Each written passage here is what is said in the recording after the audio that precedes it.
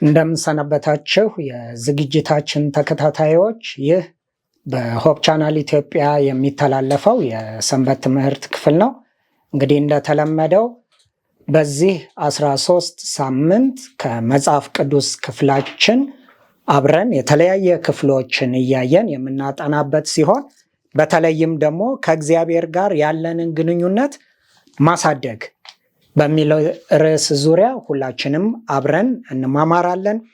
ከኔ ጋር ያሉትን በማስተዋወቅ ጀምራለሁኝ። ከኔ ጎን ያለችው እህቴ ኢየሩሳሌም ታመነ ትባላለች። ከዚያ በኋላ ደግሞ ወንድሜ ፓስተር ስንታየው መኮንን አለ። በዛኛው በኩል ደግሞ ወንድሜ ደነቦ ገመዶ አለ። እንዲሁም ደግሞ በመሃል ሀሳቦችን በመስጠት ጥያቄ በመጠየቅ ደግሞ እኔም ወንድማችሁ ሳሙኤል ጃለት አለው። አሁን በቀጥታም የመግቢያውን ጥቅስ ወንድሜ ደነቦ ያነብልንና የመግቢያውን ጸሎት ያደርግልናል። ለወንድሜ ደነቦ እሰጣለሁ። እሺ፣ ጥቅሱ የተወሰደው ዕብራውያን 4:12 ላይ ነው። እንዲህ ይላል፣ የእግዚአብሔር ቃል ሕያው ነውና የሚሰራውም ሁለትም አፍ ካለው ሰይፍ ሁሉ ይልቅ የተሳለ ነው፣ ነፍስንና መንፈስን ጅማትንም ቅልጥምንም እስኪለይ ድረስ ይወጋል፣ የልብንም ስሜትና ሐሳብ ይመረምራል ይላል። ይህንን ቃል በአእምሯችን እንደያዝን መንፈስ ቅዱስ ነገሮችን እንዲገልጽልን እንጸልይ። ቅዱስ እግዚአብሔር አብ፣ እግዚአብሔር ወልድ፣ እግዚአብሔር መንፈስ ቅዱስ አንድ አምላክ፣ ይህን ቃል በምንገልጥበት ጊዜ በስጋ ሐሳብ እንዳንገልጥ ቅዱስ መንፈስህ በእያንዳንዳችን ላይ እንዲሆን፣ በእኛም ብቻ አይደለም በየቤታቸው በመንገድ በተለያየ ሁኔታዎች ውስጥ ሆነው ይህንን ክፍል የሚያዩ ሰዎች የመንፈስ ቅዱስ ብርሃን የሚገባቸውን ቃል እያንዳንዳቸው እንዲገባቸው አድርገህ ትናገራቸው ዘንድ ለእኛም እግዚአብሔር አምላክ ሆይ በመንፈስ ቅዱስ ኃይል ማስተላለፍ የምንችለውን ውይይታችንን በመንፈስ ቅዱስ ኃይል ብቻ እንዲቃኝ ስጋና ደም ጸጥ ይል ዘንድ እንማጸናሃለን። ቅዱስ መሐሪና ቸር የሆንክ ልዑል እግዚአብሔር አምላክ ሆይ አሁን በአንተ ስም ጀመርን፣ እስከ ፍጻሜ ድረስ አንተ ትረዳን ዘንድ መልካም ፈቃድ ይሁን። ከቃልህ ብቻ አስተምረን፣ በክርስቶስ ኢየሱስ ስም አሜን። እንግዲህ ከእግዚአብሔር ጋር ያለንን ግንኙነት ማሳደግ በሚለው አራተኛው ክፍል ደግሞ የመጽሐፍ ቅዱስ ሚናን እናያለን። እንግዲህ የመጽሐፍ ቅዱስ ሚና ወሳኝ ነው። ምክንያቱም በመጀመሪያ ቃል ነበረ፣ ቃልም በእግዚአብሔር ዘንድ ነበረ፣ ቃልም እግዚአብሔር ነበረ ይልና ይህንን ቃል ደግሞ ቅዱሳን ሰዎች በመንፈስ ቅዱስ ተመርተው ምን አደረጉት ይላል? ጻፉት ይላል። ከዚያ እግዚአብሔር ከራሱ ጋር ግንኙነት እንድናደርግ አንደኛው ከሰጠን መካከል መጽሐፍ ቅዱስ ነው እና የመግቢያው ሐሳብ ሙሉ በሙሉ ይሄንን ያሳያል። መጽሐፍ ቅዱስ ብዙ ስደቶችን አልፏል። መጽሐፍ ቅዱስ ብዙ መከራዎችን ተጋፍጧል። መጽሐፍ ቅዱስ ደግሞ አሁን እጃችን ላይ ለመድረስ ከመጀመሪያው ከዘፍጥረት ጀምሮ እስከ ራእይ ዮሐንስ ባለው ጊዜ ውስጥ እንኳን ቢያንስ 1600 ዓመታትን ያህል አሳልፏል።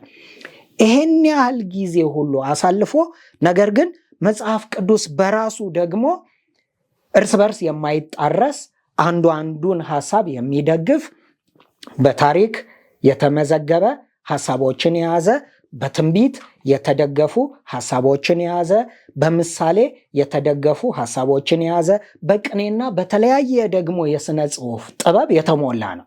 እንግዲህ በተለያየ አይነት ቋንቋዎች ተጽፏል። በዕብራይስጥ ተጽፏል፣ በግሪክ ተጽፏል፣ በአርማይክ ተጽፏል። ስለዚህ መጽሐፍ ቅዱስ በራሱ ሙሉ ነው እና ራሱን በራሱም መተርጎምም ይችላል። ስለዚህ ይሄንን መጽሐፍ ቅዱስና የመጽሐፍ ቅዱስን ሚና የበለጠ ደግሞ ዛሬ እናየዋለን። ስለዚህ የመጽሐፍ ቅዱስ ሚና እጅግ አስፈላጊ ስለሆነ እንደው የመጽሐፍ ቅዱስ ሚናና ደግሞ በመጽሐፍ ቅዱስ ውስጥ ያለው የቃሉ ኃይልና መሳሪያነት ደግሞ ምን ያህል ነው? እስኪ እህቴ ኢየሩስ በዚህ ላይ ሀሳብ ካለሽ።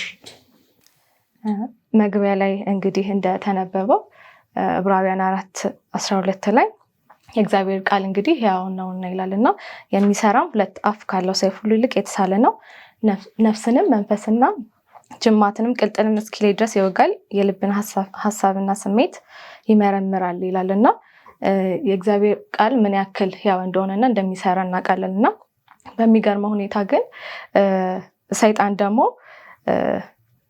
በእኛ ላይ ሊያደርግ ከሚችላቸው ጥቃቶች አንዱ የእግዚአብሔርን ቃል እንዳናነብ ከእግዚአብሔር ቃል እንድንለይ ያደርገናልና እኛን ሰዎችን በተለያዩ መንገዶች በግዴለሽ ይሆናል በተለያዩ ነገሮች እያጠመደን በስራ እና በድካም በተለያዩ ድካም ውስጥ በማድረግ እኛን ከመጽሐፍ ቅዱስ ጥናት ከእግዚአብሔር ቃል ማራቅ አንደኛው ስትራቴጂ ነው ማለት ነውና ከእግዚአብሔር ቃል ደግሞ ጊዜ በመናሳልፍበት ጊዜ ህይወታችን እንደሚታደስ ከዛም በተጨማሪ ደግሞ ለመንፈሳችን ምግብም እንደምናገኝ ስለሚያውቅ ይሄንን መከላከል አንደኛው መንገዱ ነውና በተጨማሪም ደግሞ ይበልጥ እግዚአብሔርን ቃል ባወቅን ቁጥር የሰይጣን ማተለያዩ መንገዶቹ ግልጽ ናቸው መለየት እንችላለንና ያ እንዳይሆን ስለሚፈልግ ደግሞ የእግዚአብሔርን ቃል እንዳናነብ ያደርገናልና የእግዚአብሔርን ቃል ባነበብን ቁጥር የእግዚአብሔር ኃይል ቃሉ በኃይል ውስጥ ስናገኘው ምን ያክል የሰይጣንን ቃል ደግሞ ይሄ ትርጉም አልባ እንደሆነ ያሳየናልና የእግዚአብሔር ቃል ምን ያክል በህይወታችን ውስጥ ሊሰራ እንደሚችል በተገነዘብን ቁጥር ሰይጣን ደግሞ ያንን ነገር እንዳናደርግ ከዛ በዛ ውስጥ እንዳናልፍ በጣም ይፈልጋልና ከዛ በተጨማሪ ደግሞ ሌላ ኃይለኛ መሳሪያችን ደግሞ ጸሎት ነው እና ጸሎትና የመጽሐፍ ቅዱስ ጥናታችን የሰው ልጅ ሰይጣን ላይ ከሚጠቀምባቸው እጅግ ኃይለኛ መሳሪያዎቹ ሁለቱ ናቸውና ከማንበብና ከመጸለይ በተቆጠብን ቁጥር ደግሞ ይበልጥ ለሰይጣን ወጥመድ ዝግጁ እንሆናለን ማለት ነውና የእግዚአብሔር ቃል እንግዲህ እንደምናውቀው ዓለምን ከአለመኖር ወደ መኖር ያመጣበት ትልቅ ኃይል ነው።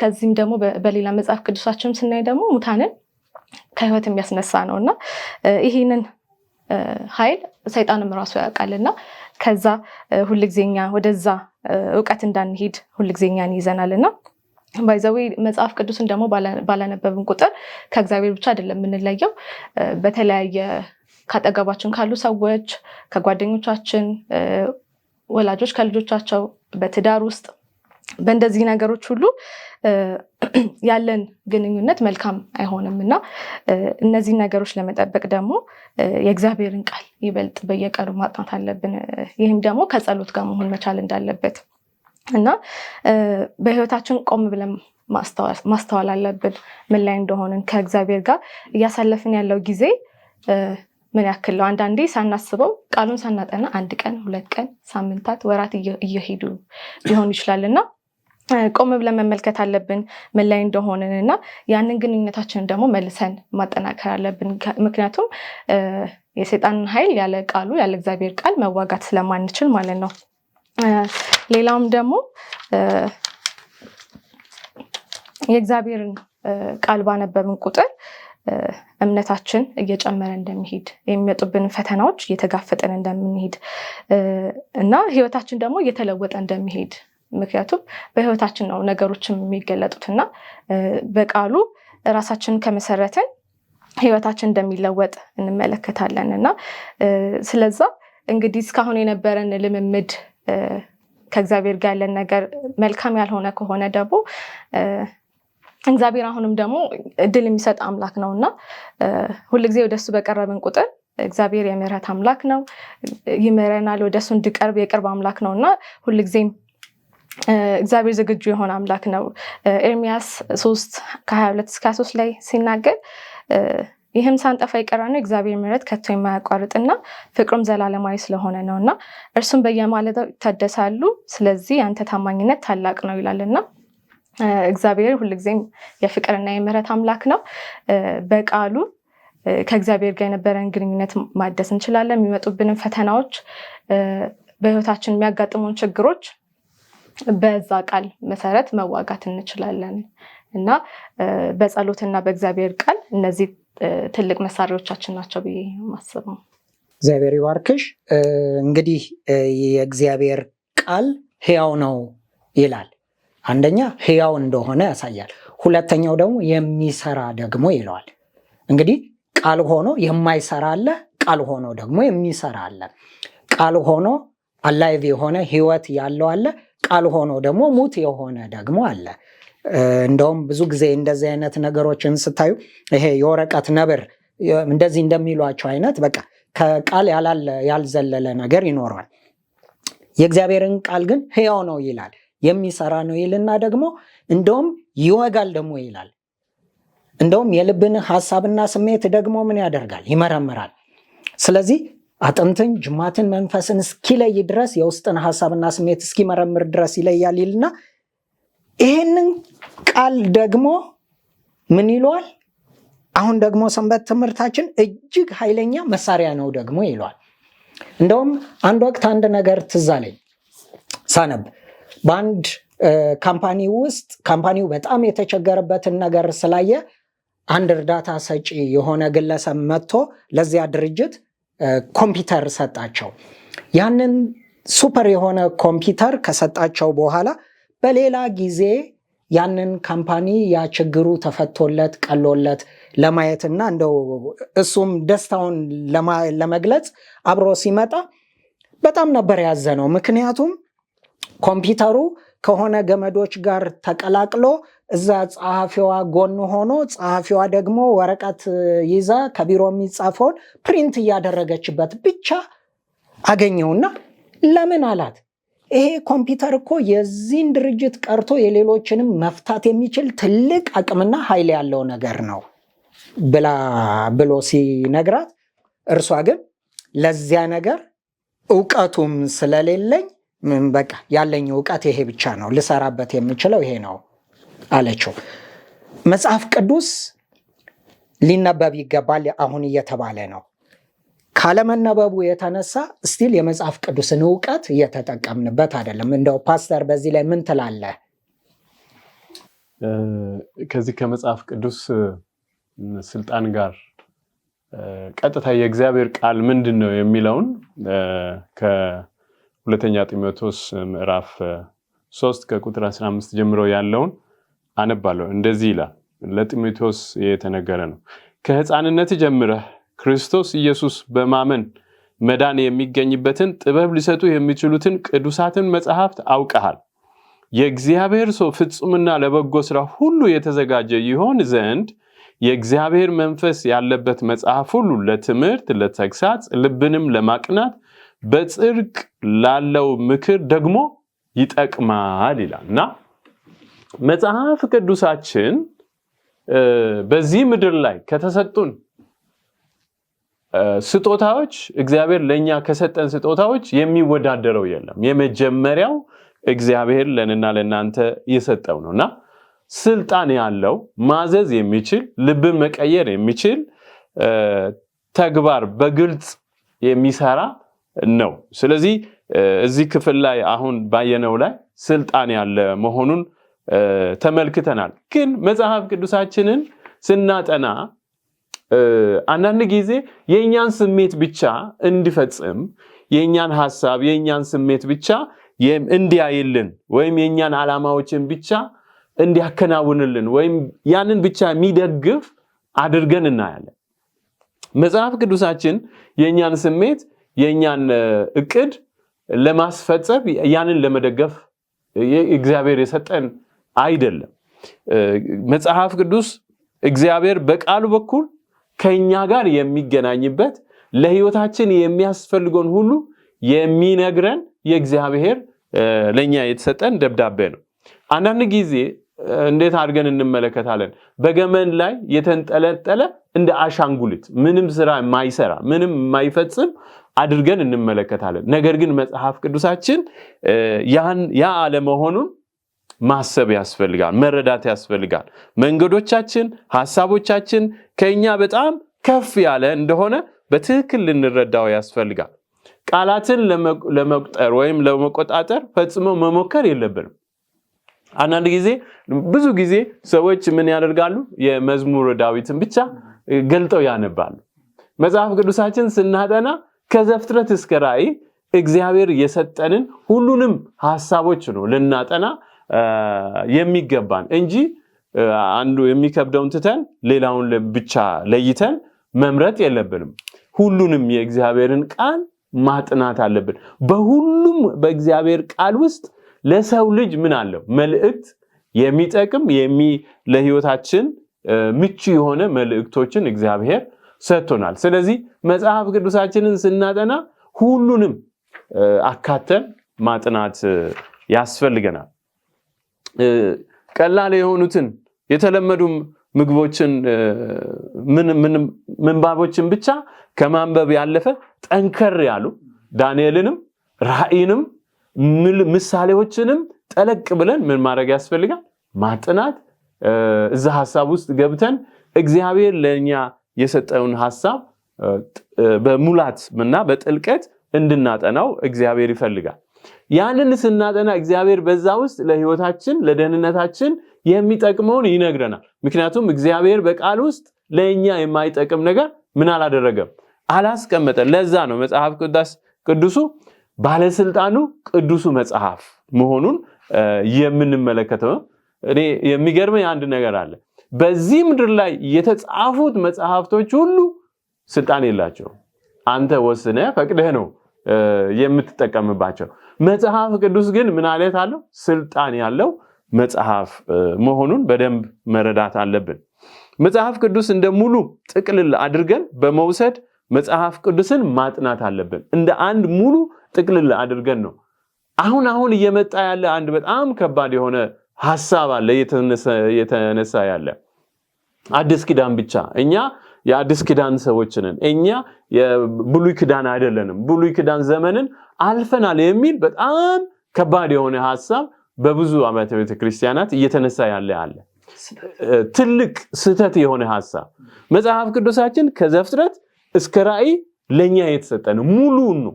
ስለዚህ እንደ አንድ ጥቅል ነው አይተን መጽሐፍ ቅዱሳችንን ማጥናት ያለብን እንጂ ከፍለን አንዱን ትተን አንዱን ማጥናት የለብንም። እንዲሁም ኢየሱስ ራሱ ጌታ አምላክህን በፍጹም ልብ፣ በፍጹም ነፍስ፣ በፍጹም ሐሳብ ምን አድርገ ነው ያለው? ውደድ ነው ያለው። ስለዚህ ይህንን ሐሳብ በእኛ ሐሳብ ውስጥ በእኛ ህይወት ውስጥ እንዲሰራ የእግዚአብሔርን ቃል ሙሉ ሐሳቡን ማጥናት ያስፈልገናል። አእምሯችንን የሚያስበውን ልንፈቅድለት ይገባል። እግዚአብሔር የአእምሯችንን ሐሳብ ሪጀክት አያደርገው። አእምሮ የሰጠው ማን ነው? ራሱ እግዚአብሔር ነው። ስለዚህ በአእምሯችን ያለውን ችላ እንድንል አይፈልግም። ይልቁንም በከፍልም ቢሆን በቃሉ በኩል የተገለጹትን ሰፊ ዕውቀትና መረዳት ሊገልጽልን አእምሯችንን መድረስ ይፈልጋል። እግዚአብሔር የኛን አእምሮ ምን ማድረግ ይፈልጋል? መድረስ ይፈልጋል። እንኳን እኛን በእጁ በአምሳሉ የሰራው እግዚአብሔር ቀርቶ ሳይኮሎጂስቶች እንኳን የኛን አእምሮ ደርሶ ለማከም ጥረት ያደርጋሉ አይደል እንዴ? እግዚአብሔር ከዛ በላይ። ስለዚህ ይህ አምላካችን ለኔና ለናንተ የሚሆነውን ሕያው የሆነውን ቃሉን ምን ልናደርግ ያስፈልጋል?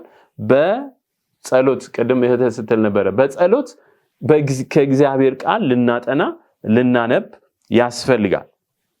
ስለዚህ ይሄንን ለምሳሌ ኢየሱስ ከሰዎች ጋር ካደረጋቸው ብዙ ውይይቶች በተጨማሪ እግዚአብሔር ከሄኖክ ጋር የነበረው፣ ከአብርሃም ጋር የነበረው፣ ከሙሴ ጋር የነበረው፣ ከኢዮብ ጋር የነበረው እየተነጋገረ የኢዮብን ስንመለከት በጣም የሚገርም ነው። የሚናገረው ቃል ኢዮብን እጁን ከአፉ ላይ እንዲጭን አስደረገው። ሄኖክንም እንደዛው፣ አብርሃምንም እንደዛ። ዛሬም እግዚአብሔር ከነና ከናንተ ጋር ከያንዳንዳችን ጋር ምን ይፈልጋል? ይህንን ሐሳብ ይፈልጋል። ቃሉን የምናጠና ከሱ ጋር እንድንገናኝ እግዚአብሔር ከህይወታችን ይፈልጋል። ብዙ የመጽሐፍ ቅዱስ ትረካዎች ማንበብ እንችላለን። እግዚአብሔር የሰውን ምክንያት ችላ አይለውም። ነገር ግን መዳናችንን ሲፈጽም ለቃሉና ለጥበቡ ራሳችንን እንድናስረክብ ምን ያደርጋል? ይፈልጋል እግዚአብሔር። ያንን ነው እግዚአብሔር ከኛ የሚፈልገው። ራሳችንን ለሱ ምን እንድናደርግ እንድናስረክብ እንድንሰጠው ይፈልጋል። የሰው ልጅ አስተሳሰብ ግን አሁንም የሰው ልጅ የሚሳሳትና የሚታለል ፍጹም የማይሳሳት አይደለም። አሁንም የሰው ልጅ ምን የሚሆን ነው? የሚሳሳት የሚታለል። ስለዚህ ራሳችንን ማወቅ ደግሞ ትልቅ ጥበብ ነው። የሰው ልጅ አስተሳሰብ ራሱን ከእግዚአብሔር ጋር እኩል ወይም ከፍ አድርጎ የሚያስቀምጥ እና ነገሮችን በራስ ለመፈተን በማሰብ እግዚአብሔርን ወደ ጎን ሊገፋ የሚችል ነው። ይሄ ከባድ ነገር ነው። በራሳችን ለመደገፍ ስናስብ በራሳችን ሐሳብ ላይ ስንመረከዝ ከዛም በኋላ እግዚአብሔርን ምን እናደርጋለን? ወደ ጎን እንገፋለን። ያን ጊዜ ለነና ለናንተ ከባድ ይሆናል። ስለዚህ ይሄንንም ልናስብ ሰዎች ሁሉም ነገር ከዚህ በፊት እንደሰሙትና አዲስ ነገር እንዳለ በማሰብ በትዕቢት በጥርጣሬ መንፈስ መጽሐፍ ቅዱስን መቅረብ ይችላሉ። ይሄ ሰዎች በጥርጣሬ በትዕቢት የእግዚአብሔርን ቃል ምን ማድረግ ይችላሉ? መቅረብ ይችላሉ። ይሄ ግን ለሰው ልጅ ይጠቅማል? ይሄ በፍጹም ለእያንዳንዳችን የሚጠቅም አይደለም። በትሁት ልብ ወደ እግዚአብሔር ቃል ልንቀርብ ለሕይወታችን የሚያስፈልገውን የሚመክረንን መቀበል መስማት ያስፈልገናል። ከእግዚአብሔር ጋር ያለንን ግንኙነት ችላ ብለን በራሳችን ውስን ዕውቀትና የተሳሳተ አስተሳሰብ ላይ መታመን እንጀምራለን። ከማን ስንርቅ?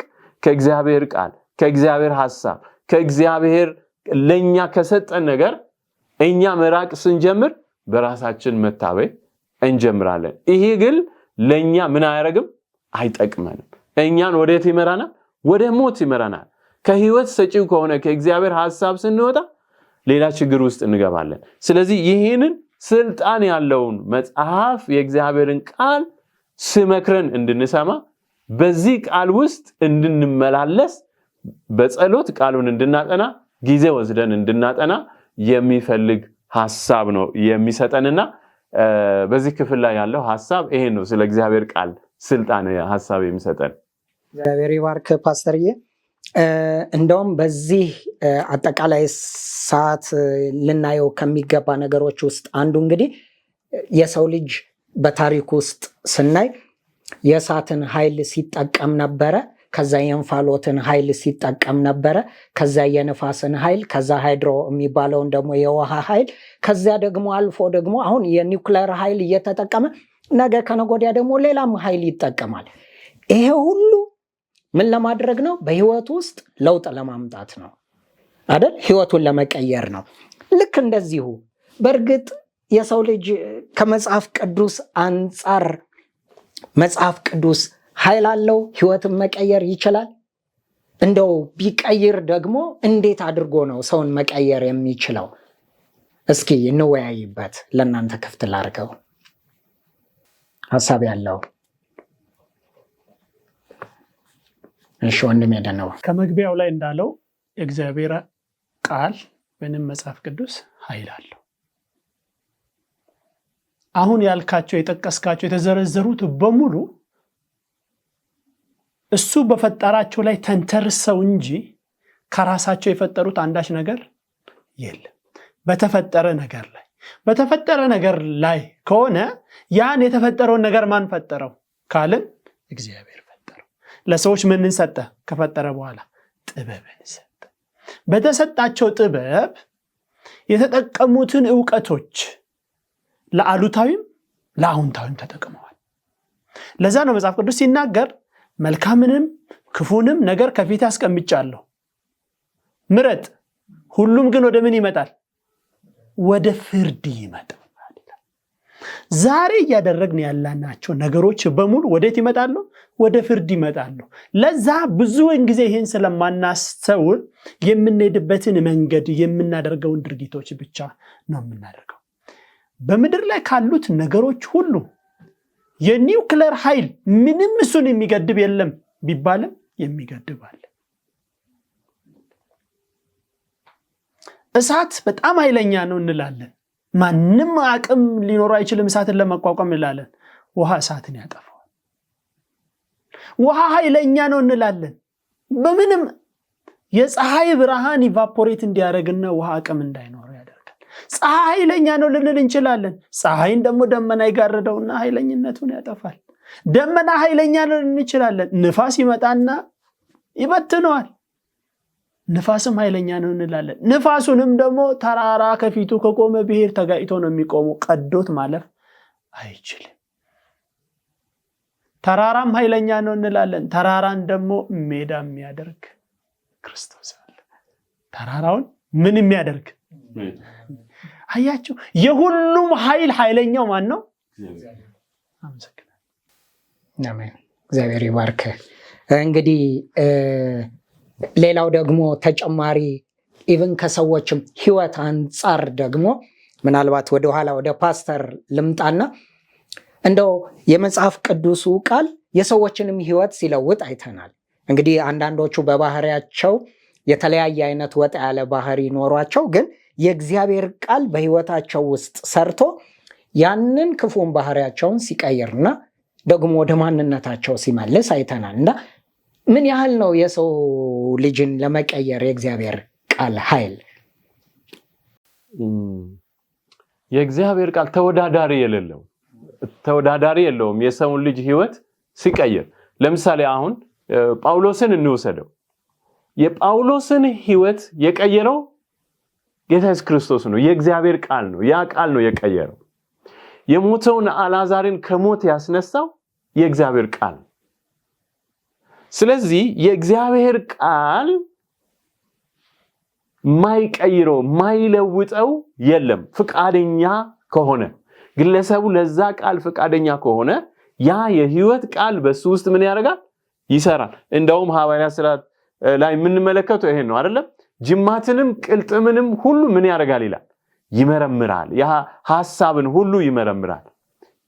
ስለዚህ የእግዚአብሔር ቃል ከየትኛውም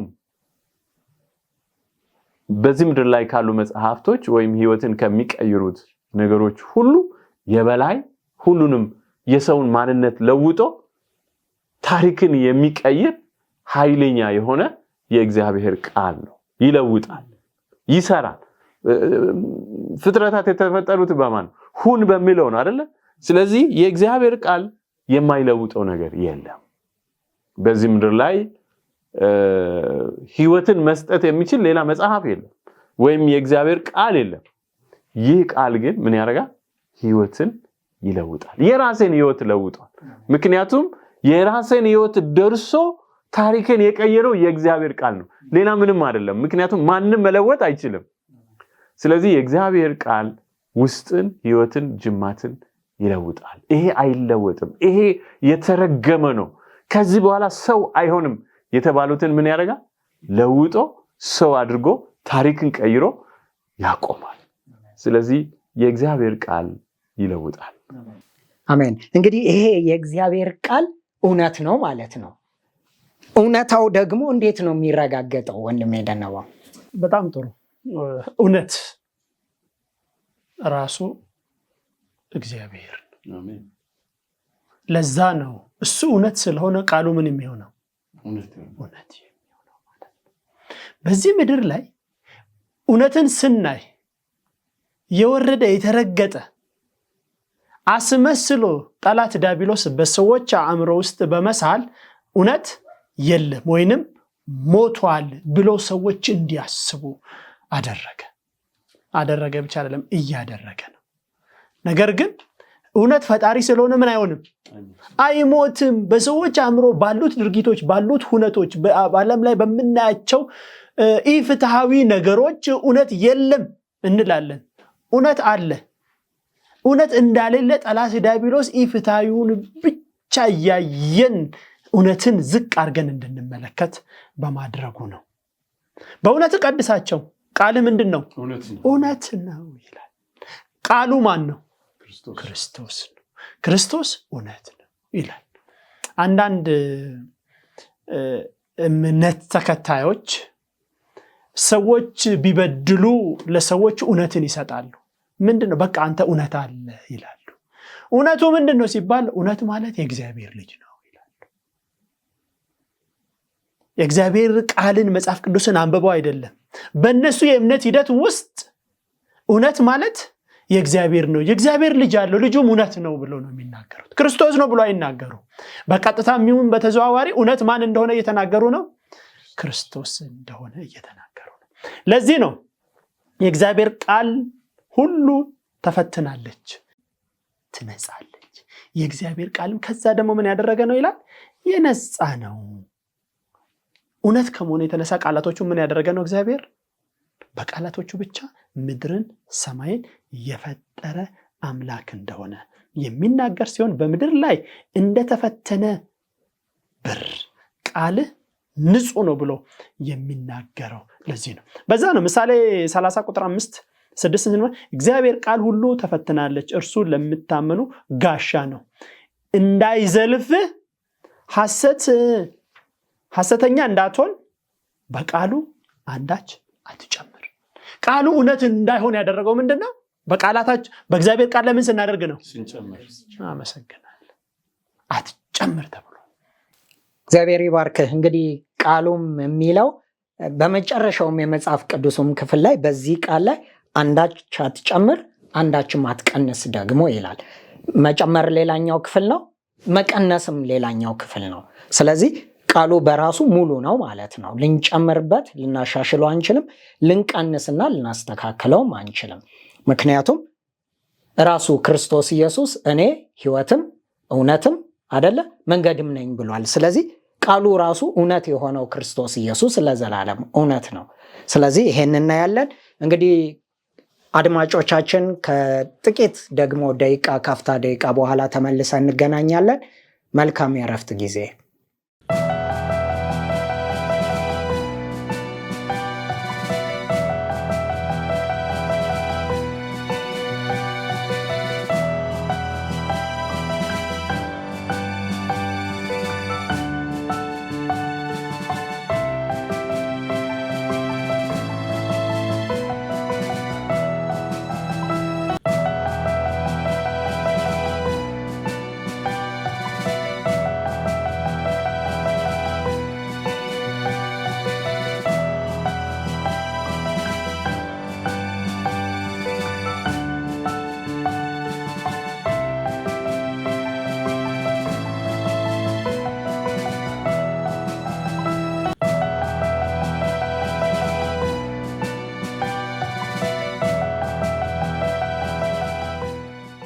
እንግዲህ ክቡራን ተመልካቾቻችን ካፍታ ቆይታ በኋላ ተመልሰን ተገናኝተናል። እያጠናን ያለነው እንግዲህ የእግዚአብሔርን ቃል ኃይል ነው እያጠናን ያለነውና ይህንን ቃል ደግሞ አሁን የመጽሐፍ ቅዱስ ራሱ የተናገረውን ቃል ራሱ ደግሞ መልሶ ያጸናል። መጽሐፍ ቅዱስ በራሱ ደግሞ ሙሉ ነው። አንዱን ከአንዱ እየደገፈ ደግሞ ያብራራል። እንደውም አንድም ከዚህ አንድም ከዛ እያለ ራሱ ቃሉ ደግሞ መልሶ ያብራራልናልና ከዚህ አንጻር መጽሐፍ ቅዱስ ዘመን የማይሽረው መጽሐፍ ነው። አንዳንድ እውቀቶች በሆነ ወቅት ይመጡና ከዚያ በኋላ ይሻራሉ። አንድ ስርዓትና ባህል በሆነ ወቅት ይመጣል፣ በኋላ ላይ ይሻራል። ይሄ ዘመን የማይሽረው መጽሐፍ ስለ ራሱ ደግሞ ምን ይላል? እንደው ፓስተርዬ በዚህ ላይ ምን ሐሳብ አለ? በጣም ጥሩ። የእግዚአብሔር ቃል የሚለየው በዚህ ነው። በቃ ብዙም ለማየት ሞክሬያለሁ። እንደው ራሳቸውን የፈተኑ መጽሐፍቶች ወይ አሉ ወይ ራሳቸውን በአራት ነጥብ በቃ የተፈተነ የተጣራ ምንም ሐሳብ ማይጨመርበት የተባለ መጽሐፍ የለም። ብዙ ፕሮፌሰሮች የጻፉት መጽሐፍ ወይም ሪሰርቸር ከሆነ በኋላ ሌላ ሪሰርቸር ይመጣና ምን ያደርጋል? ዲስኳሊፋይ ያደርገዋል ወይም ውድቅ ያደርገዋል። የእግዚአብሔር ቃል ግን ራሱን በራሱ ምን ያደረገ ነው? ፈትኖ ያሳለፈ ነውና የእግዚአብሔርን ቃል በዚህ ነው የምናረጋግጠው። በልባችን ውስጥ ማስቀመጥ የምንችለው እንዴት ነው? የእግዚአብሔርን ቃል ይሄንን ለራሳችን የተፈተነውን የተጣራውን በልባችን ውስጥ የምናስቀምጠው እንዴት ነው የሚለው በመዝሙር 119 ቁጥር 11 ላይ አንተን እንዳልበድል ቃልህን በልቤ ሰወርኩ ይላል ዳዊት። ስለዚህ የእግዚአብሔር ልጆች ይህን የተፈተነውን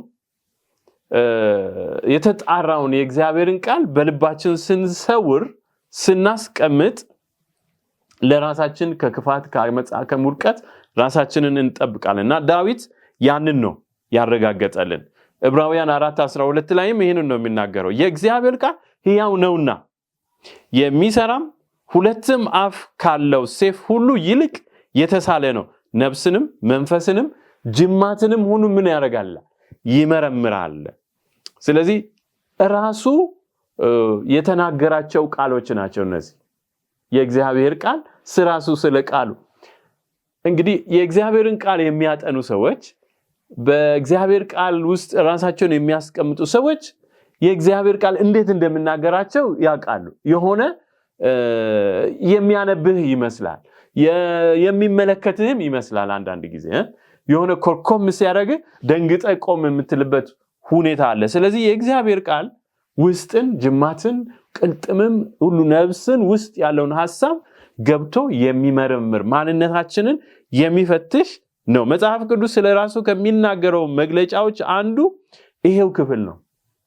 ይሄው ዕብራውያን ምዕራፍ 4 ቁጥር 12 ስለ ምን አይነት እንደሆነ፣ ምን እንደሚሰራ፣ ምን እንደሚያደርግ፣ ለህይወታችን ምን እንዴት አድርጎ የኛን ህይወት እንደሚያበጅ የሚናገረው አንዱ ስለራሱ የተሰጠው ነው። ስለዚህ ለሰው ነፍስ የማድረግ መጽሐፍ ቅዱስ የሰውን መሳሪያዎችም ለሰው ነፍስ ማድረግ የማይችሉትን ሊያደርግ ይችላል። ብዙ ሰዎች ማድረግ የማይችሉትን መፈጸም የማይችሉትን ያደርጋል። ወላጆች ልጆቻቸውን ባህሪያቸውን ለውጠው ለተሻለ ነገር ማቆም አይችሉም። የእግዚአብሔር ቃል ግን ምን ያደርጋል? ይቀይራል፣ ህይወትን ይለውጣል። የተሻለ ሰው አድርጎ ማቆም ይችላል። ለምን? ውስጥን፣ ህይወትን፣ ጅማትን፣ ቅልጥምን ሁሉ የኛን ማንነት ምን የሚያደርግ ስለሆነ የሚመረምር ስለሆነ። ስለዚህ ከዚህ ቃል ጋር ጊዜ ማሳለፍ ያስፈልጋል። እንደ ባለ ሁለት አፍ ሰይፍ ኃይለኛና ስለታም ነው። ነገር ግን መጽሐፍ ቅዱስ የሰው ልጅ ለሰው ነፍስ ማድረግ የማይችሉትን ሊያደርግ የሚችል መጽሐፍ ቅዱስ ራሱ ሕያው እንደሆነ ይገልጻል። የሞተ አይደለም፣ ሕያው ነው። ሕያው የሚለው ሐሳብ ምን ማለት ነው?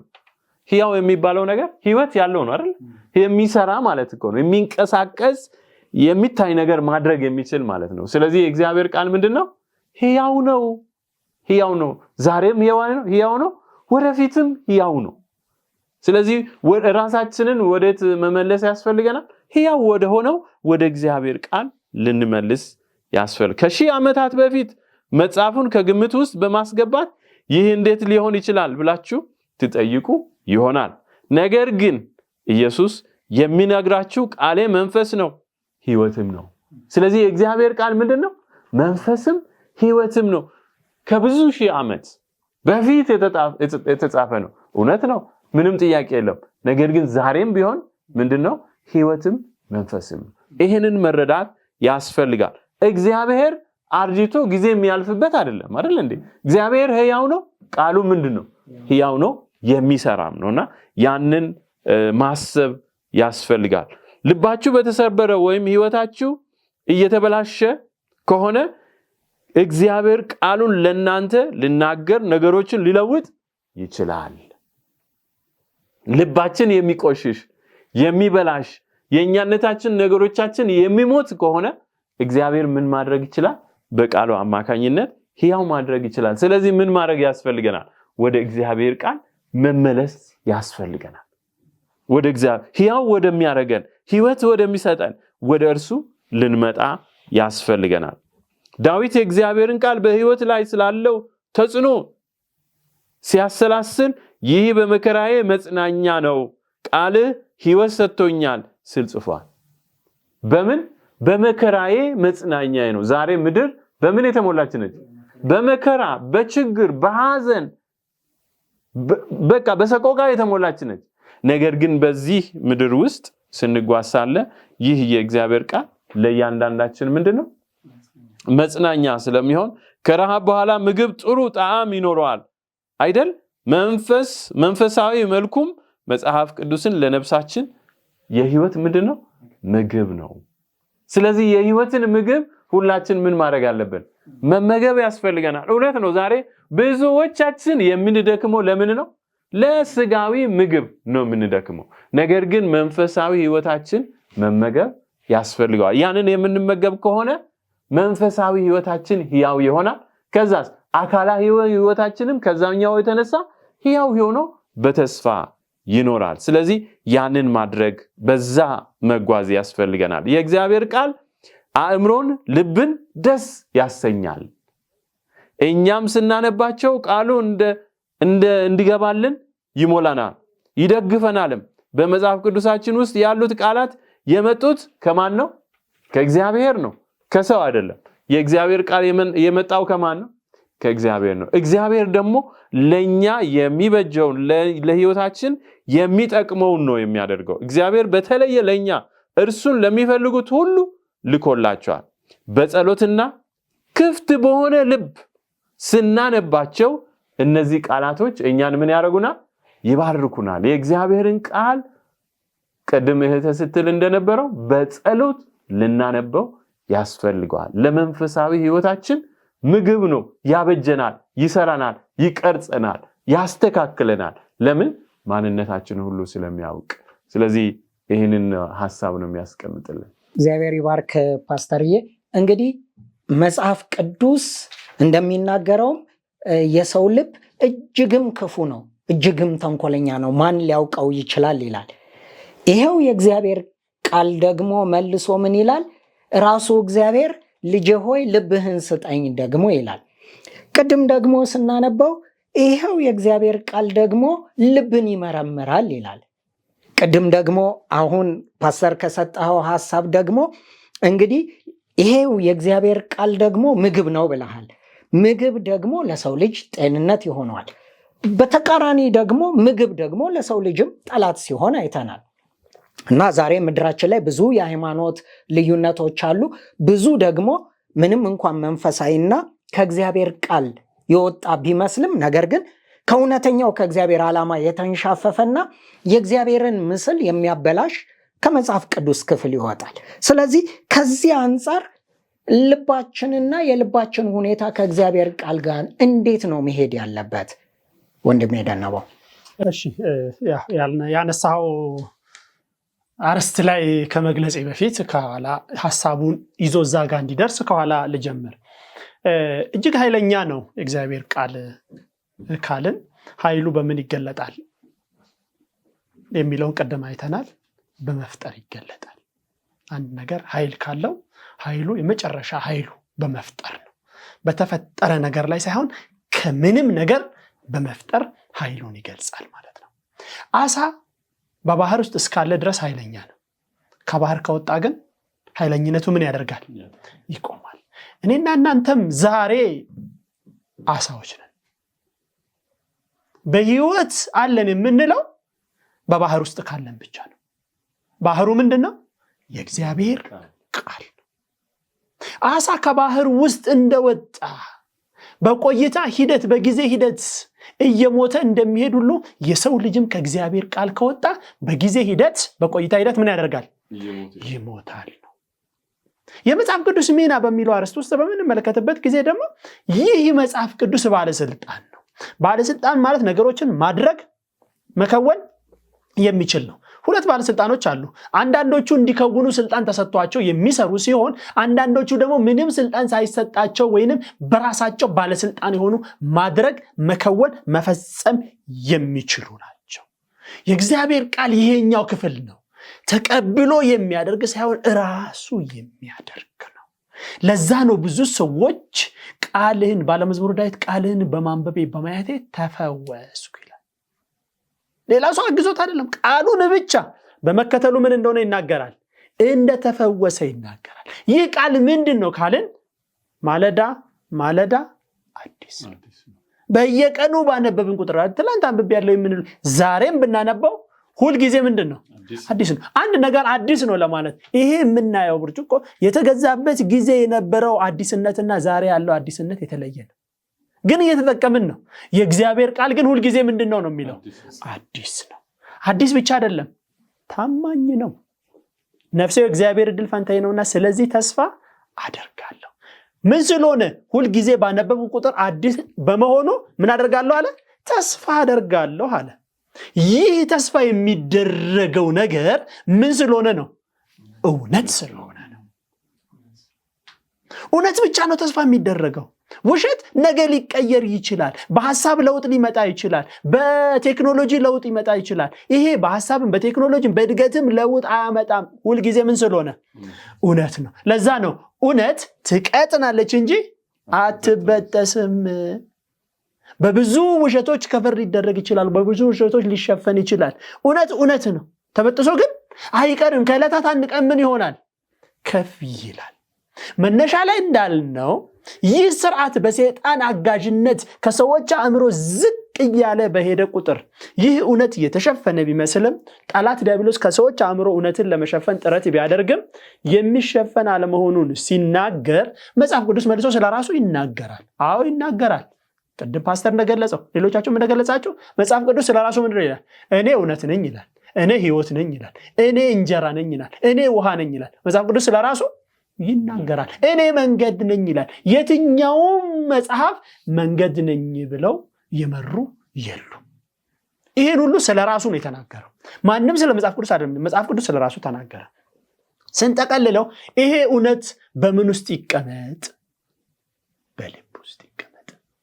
በአንደኛ ቆሮንቶስ ምዕራፍ 6 ቁጥር 19 ላይ እንዲህ ይላል፣ ወይስ ሥጋችሁ ከእግዚአብሔር የተቀበላችሁ በእናንተ የሚኖር የመንፈስ ቅዱስ ቤተ መቅደስ እንደሆነ አታውቁምን? በዋጋ ተገዝታችኋልና ለራሳችሁ አይደላችሁ። ስለዚህ በሥጋችሁ እግዚአብሔርን አክብሩ። ለምን?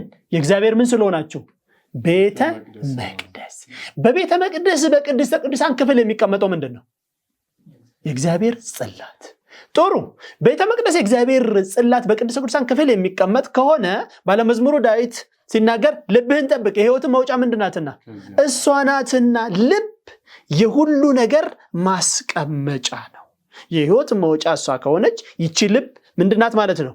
የቤተ መቅደስ ቅድስተ ቅዱሳን ክፍል ነው። በንጽህና መጠበቅ የሚገባ ማለት ነው። ለዚህ ነው ሲናገር ኢዮብ ምዕራፍ 22 ቁጥር 22 ላይ ከአፍህ ሕጉን ተቀበል በልብህም ቃሉን አኑር። ልባችን ምንድነው ካል? የእግዚአብሔርን ቃል የምናኖርበት ነው። ከማን የተቀበልነውን? ከእግዚአብሔር አፍ የተቀበልነውን የት ማኖር መቻል አለብን? ልባችን ውስጥ ማኖር መቻል አለብን። በጣም የሚያጠነክረው ጠቢቡ ሰለሞን ምሳሌ 7:3 ላይ ይላል፣ በጣቶችህ ሰራቸው በልብህ ጽላት ጻፋቸው። ስለ ቤተ መቅደስ ስናነሳ አያቸው ጽላት የት ነው የሚቀመጠው ብለናል? ቅድስተ ቅዱሳን ነው። እዚህ ጋር ጽላቱን የት አድርጋለ? በልብህ ጽላት ጻፋቸው፣ ስውር ቦታ አስቀምጣቸው ብሎ ይናገራል። ስለዚህ ነው አጥብቀህ ልብህን ጠብቅ የሕይወትን መውጫ እሷ ናትና ካለ በኋላ ሁልጊዜ በልብህ አኑር፣ በአንገትህም እሰረው። በአንገት የምታስረውን ነገር ጎንበስ ባልክ ቁጥር ታየዋል፣ አለ ወይስ የለም። በጣትህም ላይ አድርገው ይላል ዘዳግም ምዕራፍ 6። ስትተኛም ስትነቃም ስትሄድም ስትራመድም በየትኛውም ሁኔታ እግዚአብሔርን ቃል ምን አድርግ? መርምር። የመረመርከውን በልብ ውስጥ አስቀምጥ። በልብ ውስጥ ያስቀመጥነው ነገር ሁልጊዜ ከእግዚአብሔር ጋር የልብ ግንኙነት ይኖረናል። እግዚአብሔር የልባችንን በር ነው የሚያንኳኩ። መግባት የሚፈልገው አካላችን ላይ ልባችን ላይ ነው። ልብን ነው መለወጥ የሚፈልገው። ይህንን ክፍል ነው። ይህ ክፍል ሲጠቃለል ልባችን ለመንፈስ ቅዱስ ክፍት ከሆነና ቃሉን በትህትና ካቀረብን ሁልጊዜ ለውጥ ይኖራል። ልባችንን የምንጠብቀው ከእግዚአብሔር ቃል የምናገናኘው ለምንድን ነው? ለለውጥ ነው። ሁልጊዜ ለእግዚአብሔር ልባችንን ክፍት ካደረግን ሁልጊዜ ምን አለ? ለውጥ አለ። ሁልጊዜ ልባችንን ከእግዚአብሔር ጋር እያቀረብን በለውጥ መንገድ እንድንሄድ እግዚአብሔር ይርዳን። ተባረኩ። እንግዲህ ወንድሜ ጳውሎስም እንደሚለው እኛ ግን ይላል የክርስቶስ ኢየሱስ ምን አለን? ልብ አለን ይላል። ስለዚህ መጨረሻ ላይ ልባችንን ወዴት ይቀይረዋል? ወደ ክርስቶስ ልብ ይቀይረዋልና ምናልባት ከዚህ ውጭ ሌሎች እንግዲህ መጽሐፍ ቅዱስ ኃይሎች እንዳሉት እናያለን። ብዙ ሐሳቦች እንዳሉት እናያለን። እንደው ቀራ የምትሉት ሐሳብ አለ? ተየሩስ እንግዲህ ወንድሜ ዴኒቦ እንዳለው የእግዚአብሔር ቃል ኃይለኛ ነው፣ ሕያው ነው፣ የሚሰራ ነው። እናም ደግሞ በዛ ቃል ደግሞ እንድንመላለስ እግዚአብሔር ደግሞ እንግዲህ መጽሐፍ ቅዱስን ቃሉን ሰጥቶናልና ከእግዚአብሔር ጋር ያለን ግንኙነት እንዲጠነክር መሰረቱ የእግዚአብሔር ቃል ነውና ያን ቃል ደግሞ ባነበብንና በተለማመድነው ቁጥር ደግሞ እንደተባለው ህይወታችን ላይ በቃ የሚታይ ለውጥ በእያንዳንዱ ድርጊታችን በእያንዳንዱ ሁኔታዎቻችን የእግዚአብሔር ቃል በህይወታችን ውስጥ እንደሚሰራ ማሳያ ይሆናል ማለት ነውና የተለወጠ ማንነት፣ የተለወጠ አስተሳሰብ፣ የተለወጠ ክርስትና ይኖረናልና የእግዚአብሔር ቃል እንግዲህ የሚሰራው በመንፈስ ቅዱስ አማካኝነት ተመርተን የእግዚአብሔርን ቃል ዕለት በዕለት ስናጠና ከእግዚአብሔር ቃል ጋር ስንገናኝ በህይወታችን ውስጥ ትክክለኛ የሆነ ለውጥ እንደምናመጣ ይናገራልና እዚህ ላይም ሲናገር እንግዲህ በቃል ውስጥ ደግሞ ለኛ ያለውንም ሐሳብ ገልጾልናልና እግዚአብሔር ምን ያክል የእግዚአብሔር ማንነት ራሱን የገለጸልን በቃሉ ነው እና እንግዲህ አንድን ሰው ማንነት የምናውቀው ከሚናገረው ነገር ከሚያደርገው ድርጊት እንደሆነ እግዚአብሔር ደግሞ በእያንዳንዱ እንግዲህ ከዛ ፍጥረት እስከ ራእይ ድረስ በምንመለከትበት ጊዜ በእያንዳንዱ ክፍል ውስጥ የእግዚአብሔርን ማንነት ለኛ ያለውን ዓላማ እንዴት ደግሞ በዚህ ምድር ላይ ደግሞ እንዴት መመላለስ እንዳለብን እያንዳንዱ ነገሮች አስቀምጦልናልና ያንን ደግሞ መለማመድ የኛ ድርሻና ኃላፊነት እንደሆነ ይበልጥ እግዚአብሔርን እንድናውቅ እግዚአብሔር እድል ሰጥቶናል። ያንን እድል ደግሞ እንድንጠቀምበት እግዚአብሔር እንዲረዳን ሁላችንም መጸለይ ይኖርብናል። እግዚአብሔር ይባርክሽ። እንግዲህ ክቡራን ተመልካቾቻችን እንግዲህ የእግዚአብሔር ቃል ኃይል እንዳለው አይተናል። ስለዚህ ቃሉን መልሶ እንደሚለው ወደ ሕግና ወደ ምስክር ሂዱ ይላል።